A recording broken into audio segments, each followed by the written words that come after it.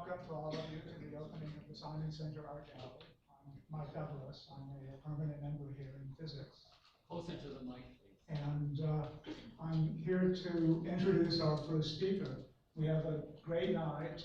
Ultimately, we'll have computer music, we'll have performance, but tonight we're starting with Al Seckel, who will speak on illusions and what they tell us about our perception.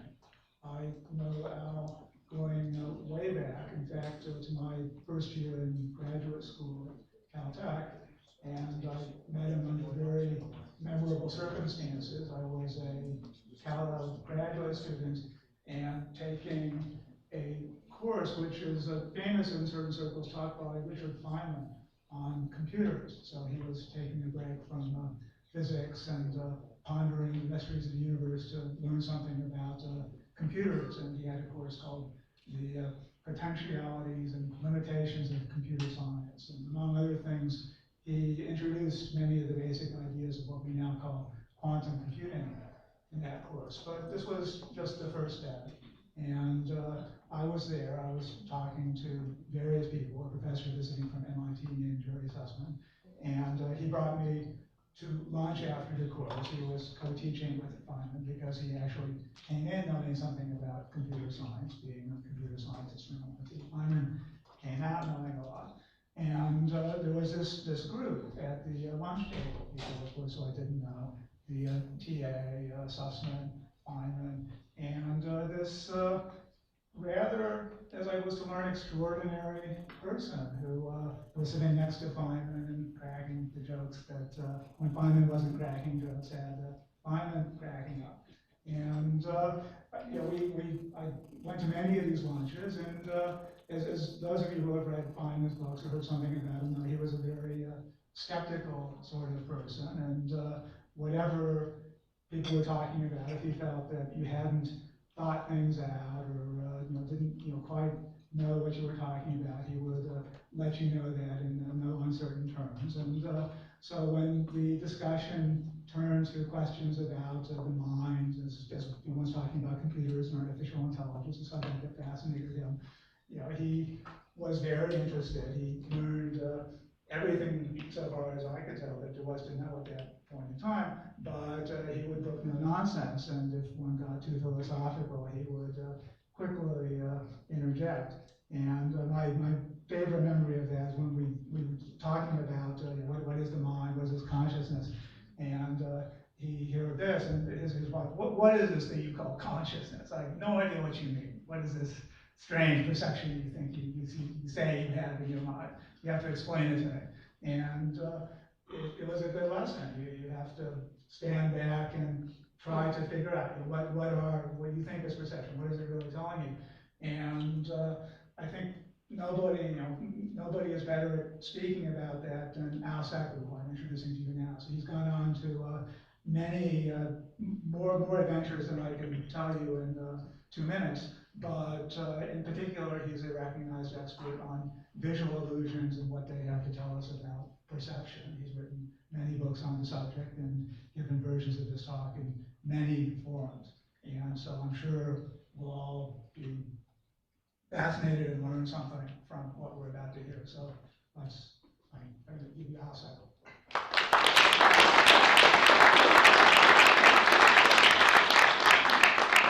Thank you very much, Mike. It's a pleasure being here. Pleasure seeing you again.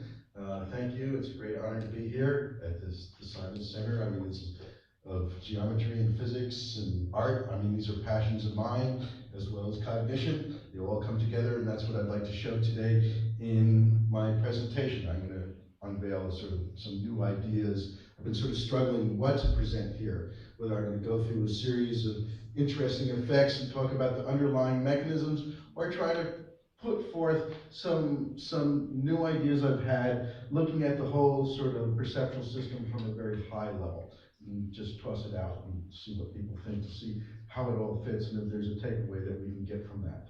So that's what I decided to do.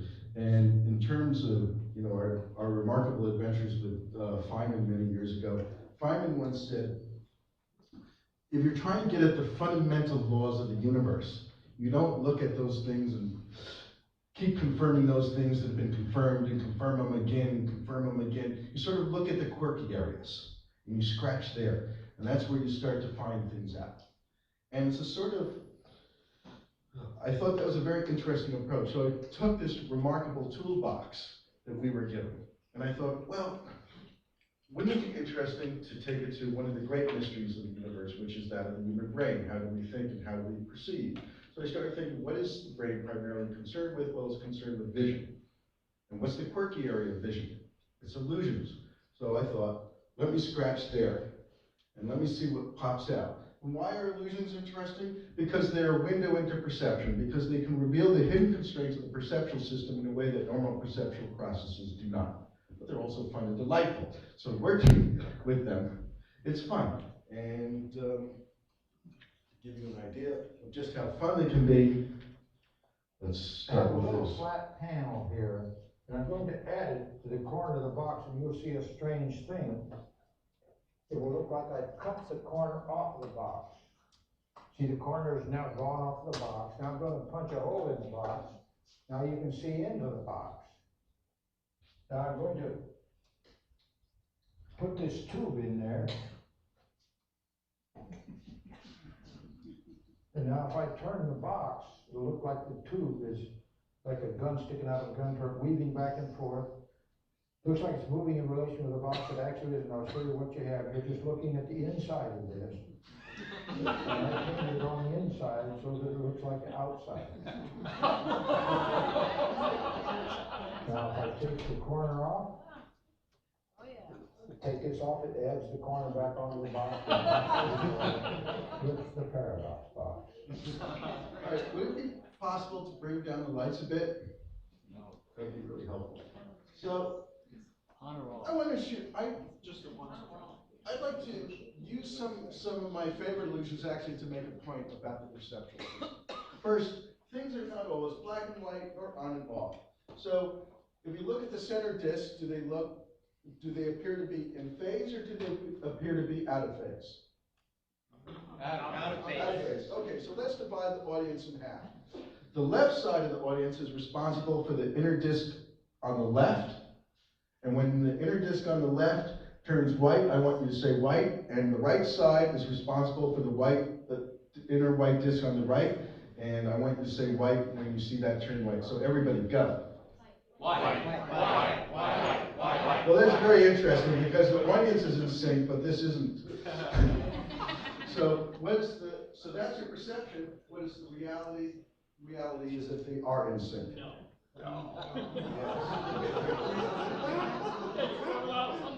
So we go back, even though your cognitive knowledge informs you that they're in fact in sync, you can't override it. This is very interesting because this, by the way, this is not an intelligence test. It doesn't matter how smart you are. It doesn't matter how aesthetically refined you are. It doesn't matter your gender. It doesn't matter where you're from. Everyone has the same basic human perceptual system, and with normal perceptual system, we have these rules that dictate our perceptions.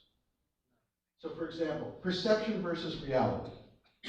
You see what appears to be a dark block on the left and a lighter block on the right. Hold your finger up and cover up this section.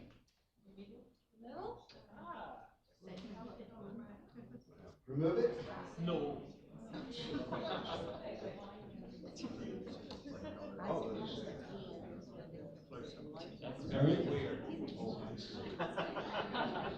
Again, your perception. Is everything white or black? You see a white disc on the left and a dark disc on the right. It's very clear. This is a bright audience. Do they appear to be dissimilar or do they appear to be identical? Dissimilar. Okay, what is their true state? That's their true state. Now that you know that, see if you can see it that way. Try. Use all that mental might. Can you do it? You can't do it. So what I'm going to show you tonight is something very interesting. And think about it. What makes you you? What is the fundamental aspect of all of us that really defines us. And it's really your mind's eye. When I say your mind's eye, it's why, and it's our mind's eye. And it's how we think, how we believe, our ability to separate truth from falsehood, our inner voice. But I'm going to show you tonight that you may not have as much control over your perception as you may think you do.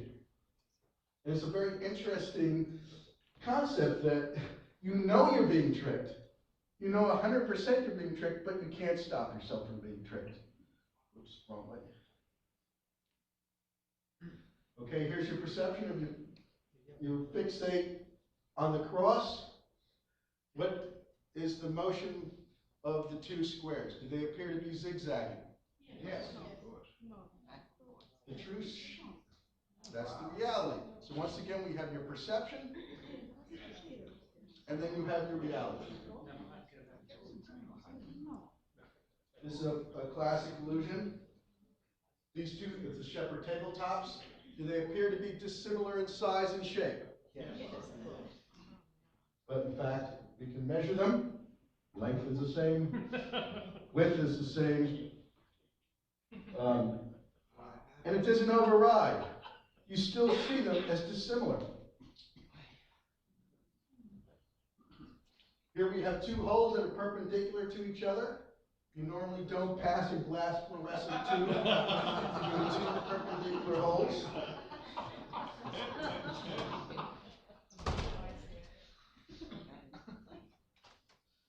Now, what I've done here is I've looped this film, and I want you to have a very interesting experience. I looped it so that you can see the illusion break and see how quickly your perception snaps. And even with successive experiences, you cannot override this illusion. I have seen this clip thousands of times. I see it still the same way you do. So experience doesn't override.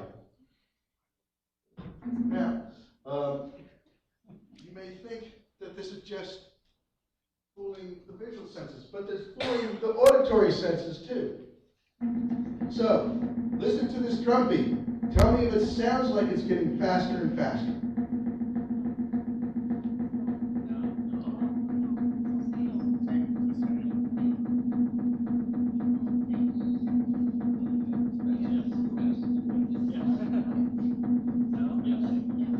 So, by a raise of hands, how many people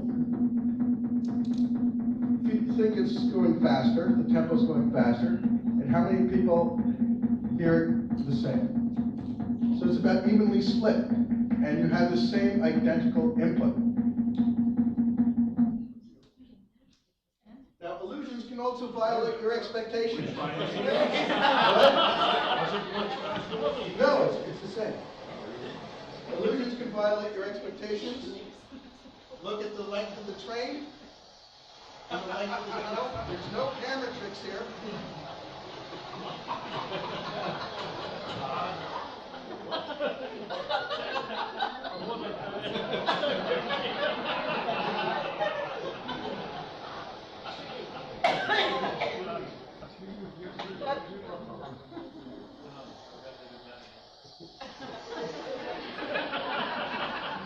Interestingly, of all the illusions I show and all the complex phenomena at Harvard, MIT, you name it, they ask me more about what happened to that train. Okay, so we can be at the borderland of reality. This is, by the way, a sculpture that we did. You can see the illusionary contours. But I want to give a new definition of reality. Reality is that which exists independently of your perception or beliefs. Now, your perception may be aligned with reality, and then it may not be, and you wouldn't know. And this gets to awareness. So, for example, there are two very robust illusions here. You don't know what they are unless you're familiar with this illusion. You don't know how you're tricked unless I point it out.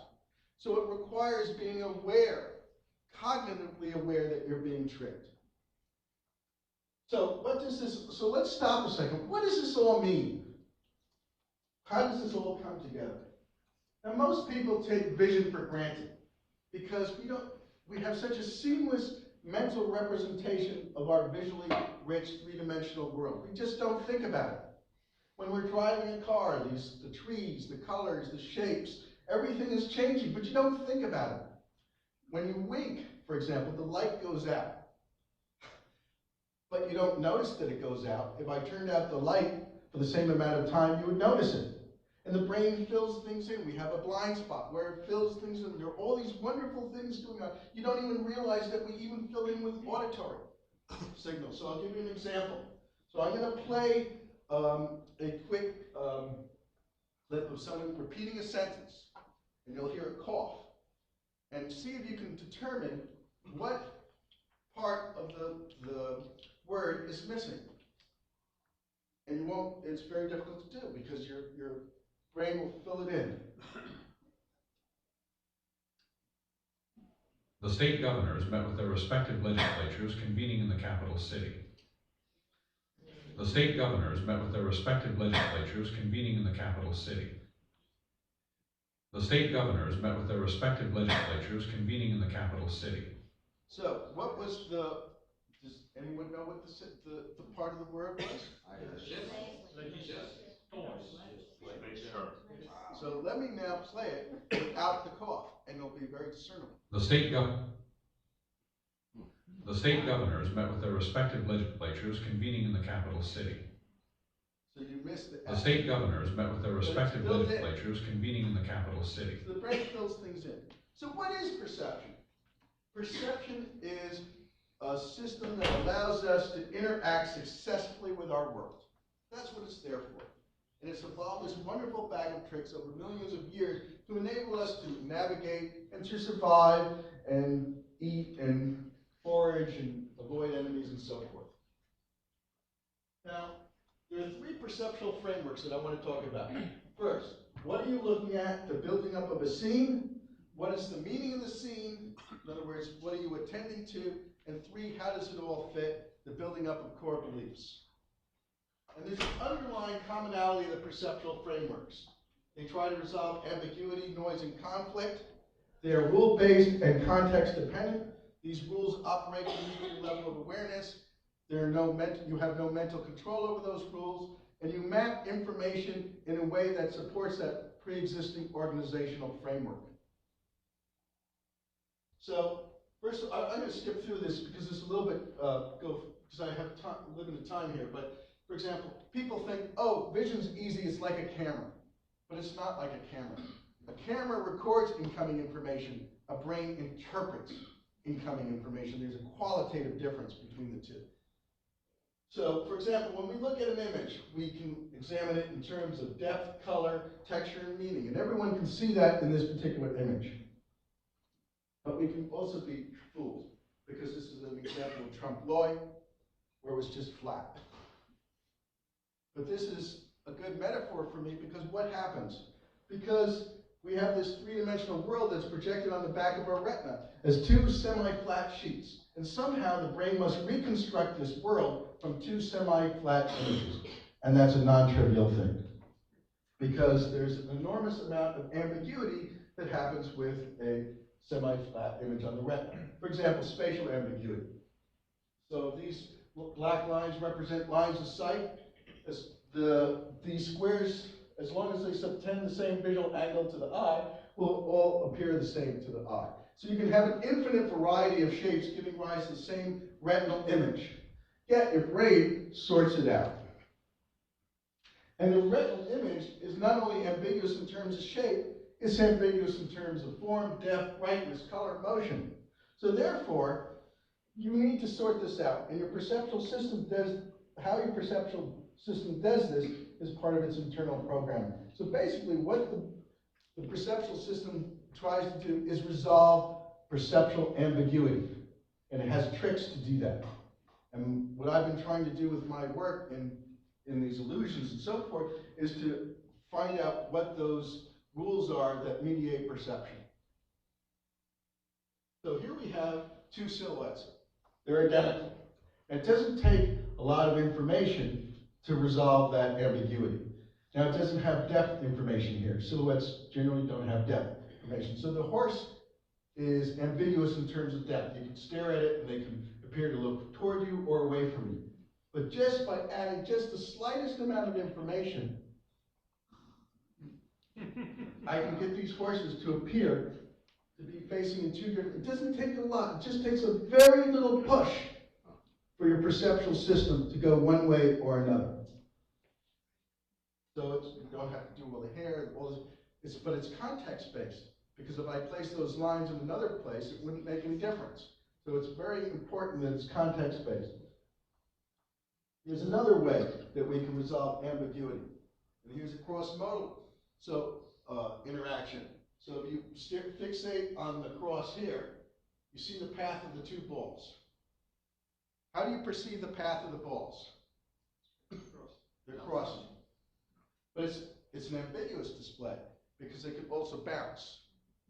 So what happens when we add a sound at the intersection?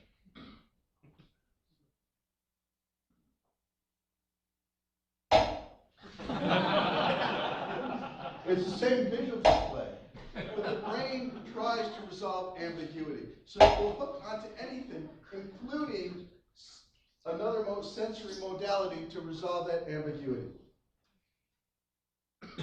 So let's look at it. I'm going to pull out one sort of rule that the brain uses over and over again.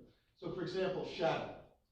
If you note the trajectory of the ball, you can see, for example, it rises, it rolls along the floor, or it bounces.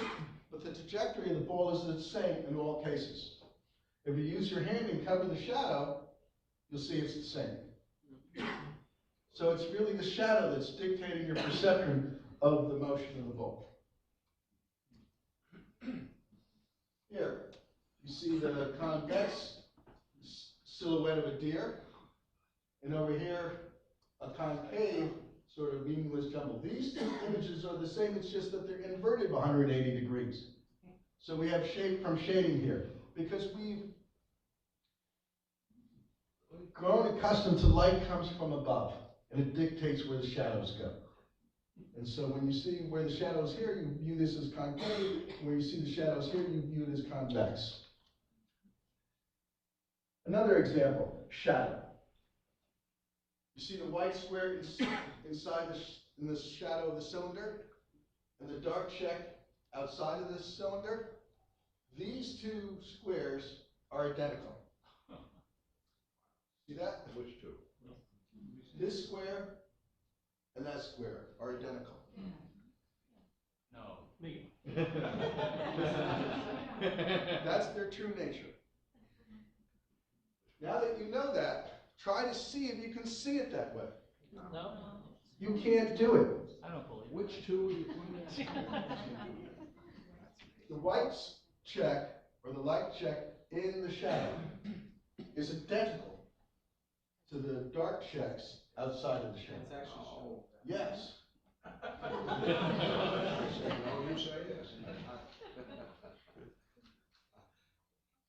Let's boost this up. Color.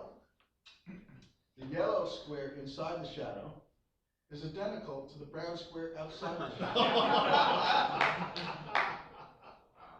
I mean, artists have known this for a long time. I mean, remember Delacroix once said, "Give me the mud of the streets, allow me to surround it as I please, and I'll give you the luscious flesh of a woman." All right, so artists have known these techniques, but by combining shadow and surrounding colors, you can really push this particular effect up.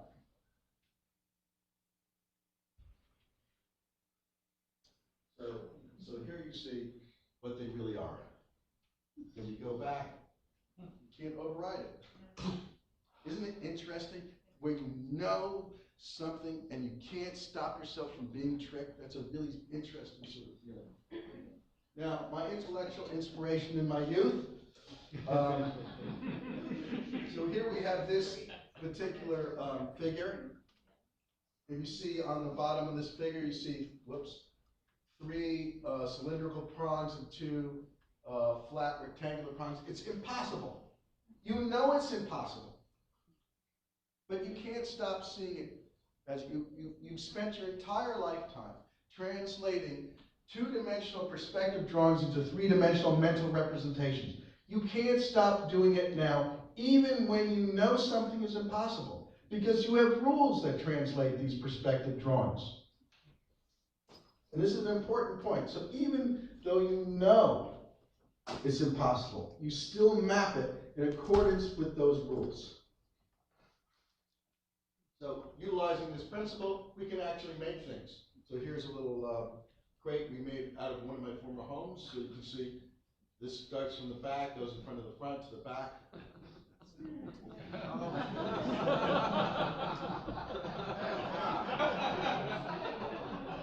So let's go to the second perceptual framework, the meaning of the scene. So that's just a basic, I can't set this all out because of the time frame, but I want to set a little bit of an introduction to the different types of frameworks and how they work. So the first one was the building up of the scene about color, motion, form, and so forth. Now, another perceptual framework is the meaning of the scene. This is culturally and experience-based. It involves tagging objects or labeling them, or what is salient about the scene, and it ties the visual with the emotional. So, we're all familiar with this scene. You can all identify what it is. We have a dinner setting, and it's obviously a fork, a knife, a napkin, wine glasses, and so forth. And depending upon your knowledge, you might say, oh, that's a particular type of wine glass. You know, so we label it, we can identify it, we organize it. But what happens when you come to objects that are not tagged? Watch as your brain struggles to attach meaning to them. So I've collected a series of objects that I've gotten from a friend of mine by the name of Scott Morris, who collects Whatsits. And I took a photograph of them. And these are objects that have a purpose, but they're not easily identifiable. But look at this image and see how all of a sudden you'll see the form, you'll see the color, but you don't know exactly what they do. And you'll start trying to, what does that do? Because you haven't tagged it yet. This is, in a certain sense, I always think about, how does my dog perceive the world? Well, my dog can navigate through the house very quickly. It sees some animal outside. It doesn't run into any walls or doors or anything. It can navigate really well and sees things in generally an accurate way. But this is where it's separated from us, because it doesn't tag things. When I'm sitting in front of my computer, it doesn't say computer, it doesn't say, so it understands certain things. It understands my bowl, the bowl, its dog dish, or its leash, or when I open the car door, it knows it's going to go for a ride. So it's attached a certain number of meanings, but it's much more impoverished in terms of how they map the world and tag things. It's more along these lines. So they see the form there, but they don't have the meaning as rich as we do. So we'll skip through this. Another thing is cultural meaning. We do this. So in India, for example, this has great significance to them, and this figure less to them. And over in the Western countries, this had more significance to them than this figure. So, for example, in the 19th century, when the English were in India, they looked at this figure and said, this is a monstrosity. It doesn't make any sense. It has all these multiple arms and legs and so forth, and I don't understand it. But the same people were exalting this. But, you know, children are born with multiple arms and legs. But I've never seen a child born with wings. So, you know, there's cultural issues here. So now, in terms of meaning, magicians, it's also part of attention. And magicians are trained to fool us. So when you go to a magic show, you're there to be delighted. So in this particular case, I'm going to show you an example of a magic trick, a magician friend of mine who's going to perform a magic trick of cards. And I want you this time to see if you can catch how he does the trick. All right? Watch. Hi, I'm Richard, this is Sarah, and we're going to perform the amazing colour-changing card trick with this blue-backed deck of cards. Now the idea is very simple. I'm just going to spread the cards in front of Sarah and ask her to push any card towards the camera. Okay, let's see. I'm going to go for this card here. Okay. Now Sarah could have selected any card at all from the deck, but she selected the card which is now face down on the table. And what I'm going to ask her to do is show us which card she selected. Right, so the card that I chose was in fact the three of diamonds. The three of diamonds, okay, excellent choice. That card goes back into the deck. Now I'm just going to spread the cards face up on the table. Do a little click of the fingers, and you'll see that Sarah's card here has now got a blue back. Not particularly surprising. What's slightly more surprising is all of the other cards have got red backs. And that is the amazing color changing How card. he did that trick? But you know what? This is what you missed, right in front of you. Did you notice that he changed his shirt? Oh my. Did you notice he changed your shirt? Did you notice they changed the tablecloth? Did you notice that they changed the backdrop? Did you? How many of you noticed that? Let's watch this again. And this all gets to the meaning of the scene. You throw out what's not meaningful. Hi, I'm Richard, this is Sarah, and we're going to perform the amazing colour-changing card trick with this blue-backed deck of cards. Now the idea is very simple. I'm just going to spread the cards in front of Sarah and ask her to push any card towards the camera. Right, okay, let's see. I'm going to go for this card here. Okay. Now Sarah could have selected any card at all from the deck, but she selected a card which is now face down on the table. And what I'm going to ask her to do is show us which card she selected. Right, so the card that I chose was in fact the three of diamonds. Three of diamonds, okay, excellent choice. That card goes back into the deck. Now I'm just going to spread the cards face up on the table. Do a little click of the fingers, and you'll see that Sarah's card here has now got a blue back. Not particularly surprising. What's slightly more surprising is all of the other cards have got red backs. And that is the amazing colour changing card trick. Now, just to show about meaning, I met one of the heads of the, slipping my mind, the people that, the nationals, the people who do the, look for terrorists. And Homeland Security. yeah, the security, right. Could we watch the first one again? What? Well, I would if we had time for it, but here's, by the way, at UCLA, this man is, look at his shirt and his hat, and he's asking for directions.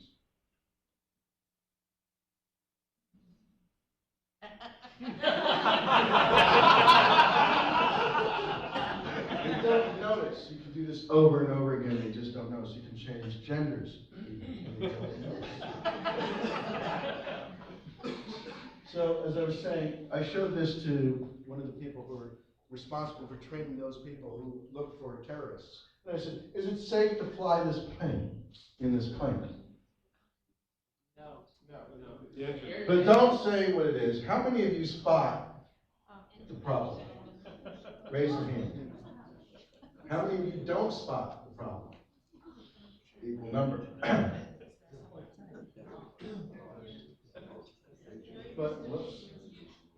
But if you notice, the engine pops in and out. It took an extraordinary amount of time to spot it, and I found that rather troublesome. Now, another thing the brain likes to do is it tries to, because it's searching for meaning, so it tries to assign meaning when perhaps there is none. So you've heard of backward lyrics, when you play a song backwards and you hear sort of a song. So I took a clip from Led Zeppelin's Stairway to Heaven, and I'm going to play it forward, then I'm going to play the same clip backwards. And I want you to listen very carefully for the hidden message, all right?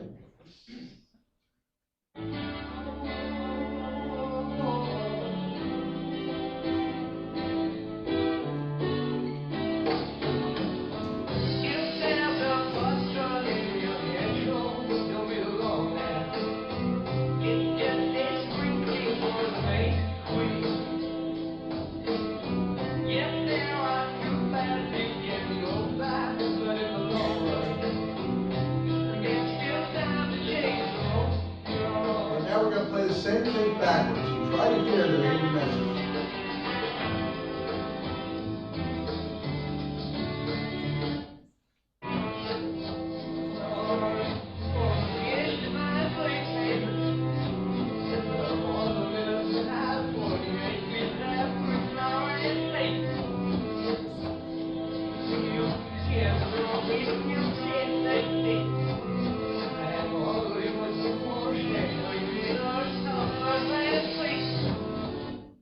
How many of you heard the message? I only see one hand going up. Hail Satan, that's all you got? Anyone else get in? I mean, it was crystal clear to me. It was actually complete gibberish. It's just the song backwards. However, remember when earlier in the presentation I showed you an example where sound can influence what you visually perceive? Now I'm going to show you how vision can influence what you hear. So we're going to play the same two tracks again, but this time you're going to have the benefit of my showing you the lyrics, and I won't need you to read the lyrics along, and all of a sudden it'll be crystal clear.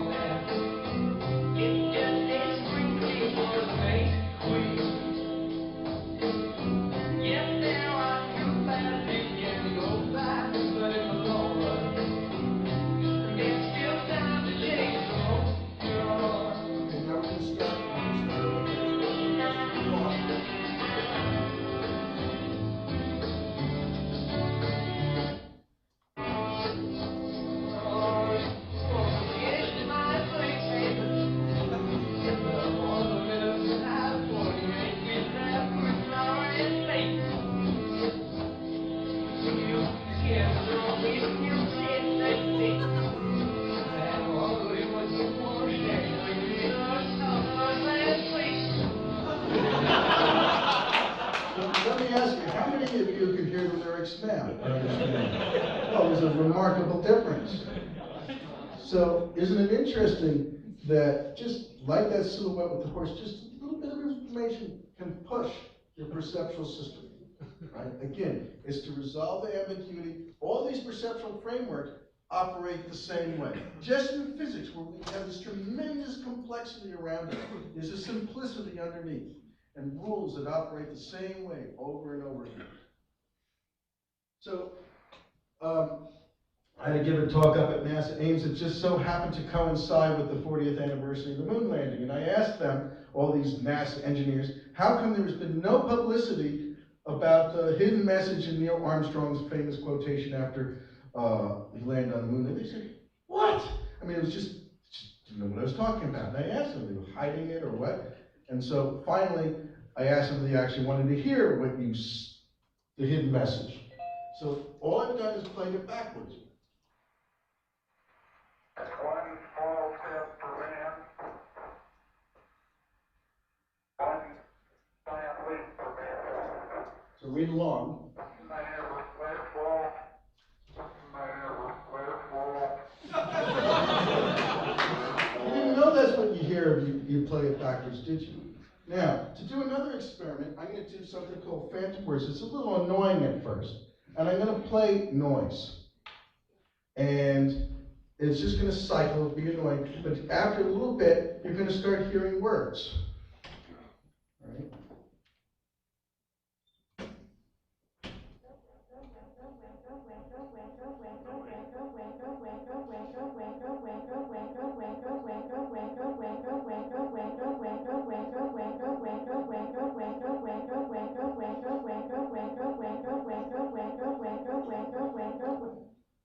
Okay, how many of you heard words?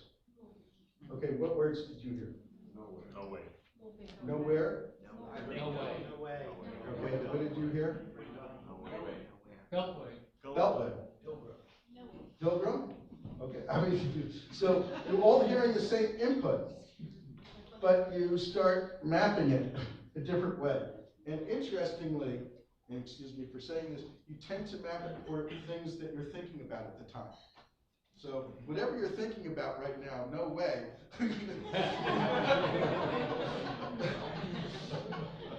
I hope it wasn't someone asking for a raise or about increase. Anyway, all this gets to the importance of context.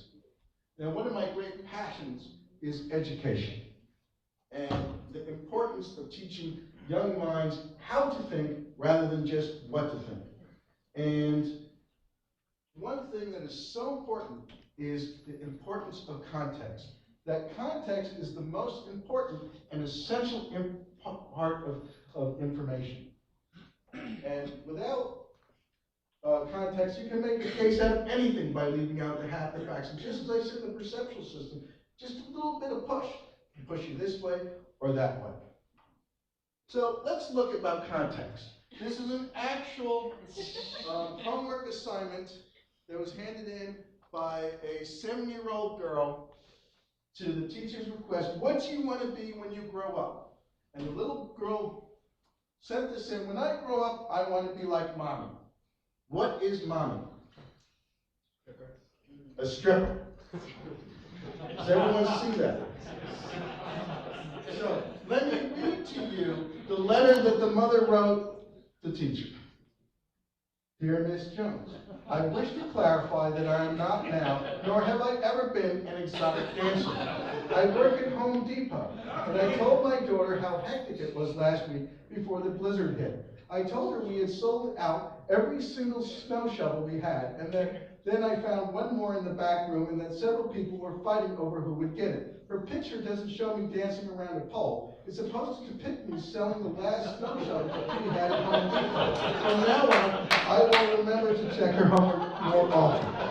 So let's go back to that. And now with the proper context, you can see it.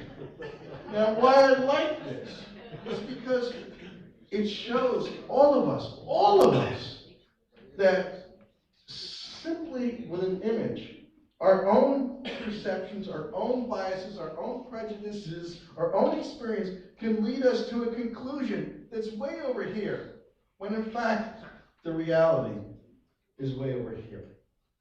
All right? This is one of the best examples of priming by experience I know. What do you see here? What? Now, it's interesting. This is an example of primes by experience. How many of you see a couple of lovers? How many of you see dolphins? All right. Now, interestingly enough, if I show this same image at Caltech, they only see dolphins. This is an example of priming by experience. Here are the dolphins. Here's the tail, here's those, another dolphin here, another dolphin, another dolphin, another dolphin, another dolphin. All right?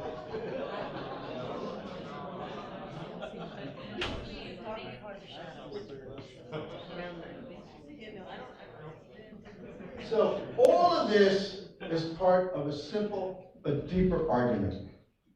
Perhaps your own worldview is preventing you from seeing, recognizing, and internalizing some ideas that fall outside of your own worldview or could be interpreted differently by others from the way you, quote, know them to be true. All right? And although we all have the same underlying perceptual system, we often have different beliefs. And we know there are consequences of those beliefs. So the third organizational framework is the search for meaning. And that a great organizer for your perceptual system is your core belief system. And that starts to develop, around the age of 8 and so forth. And what are core beliefs? Religious or magical thinking, political views, your value of self, close relationships, militarism or pacifism, ethnic stereotype, conspiracy theories and whatnot. So we're going to get into what I call perceptual mapping.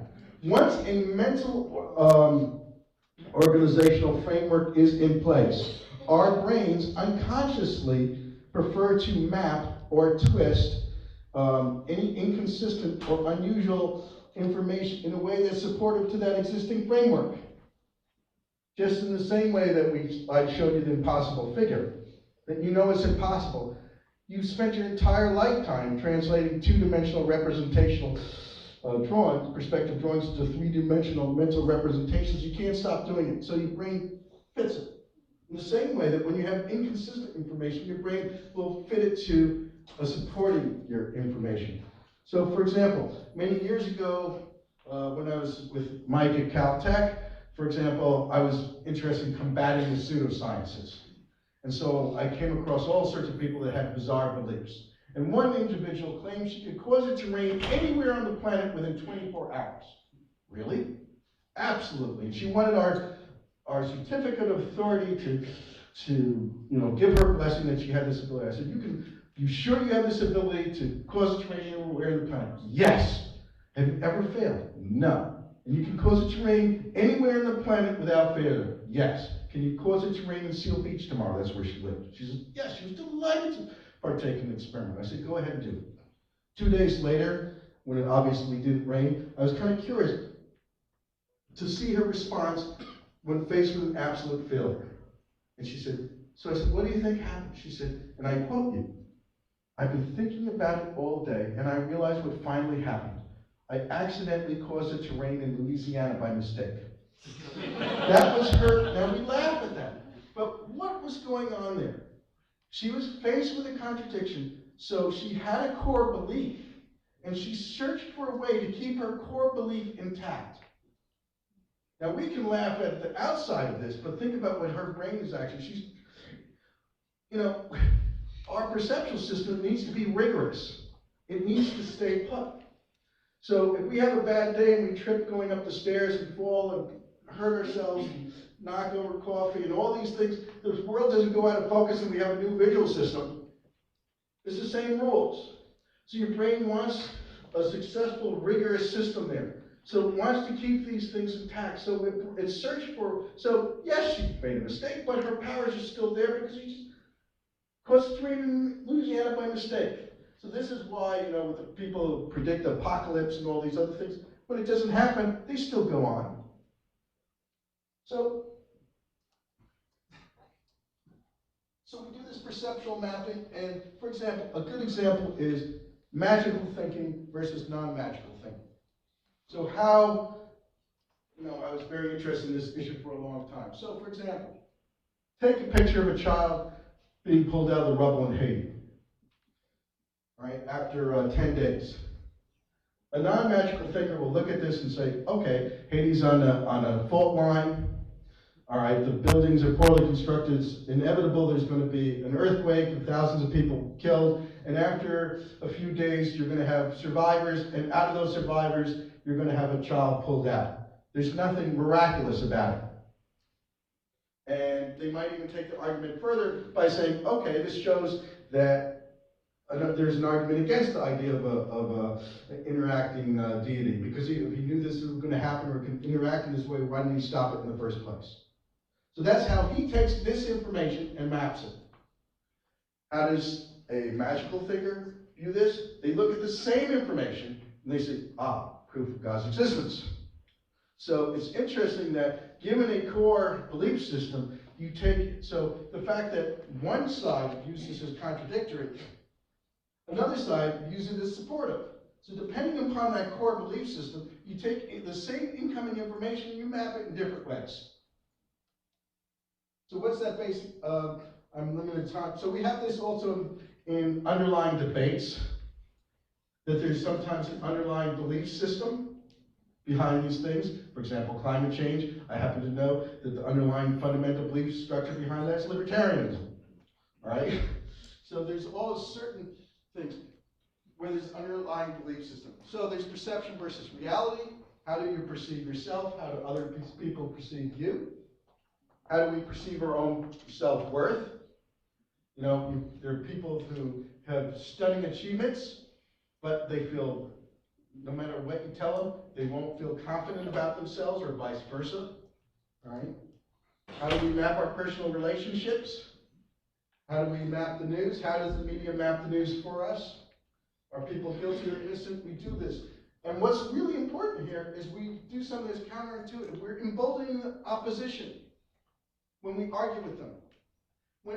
How many of you have come across someone who doesn't share your core values, and you get an argument, you set forth all those things that were meaningful to you, and that caused you to come to your opinion in the first place? Then after setting it all out in an articulate, convincing manner, not only did you give them the information that convinced you to make that most personal decision, but you gave them additional information. And after that, they shake their heads and say, no, you got it all wrong.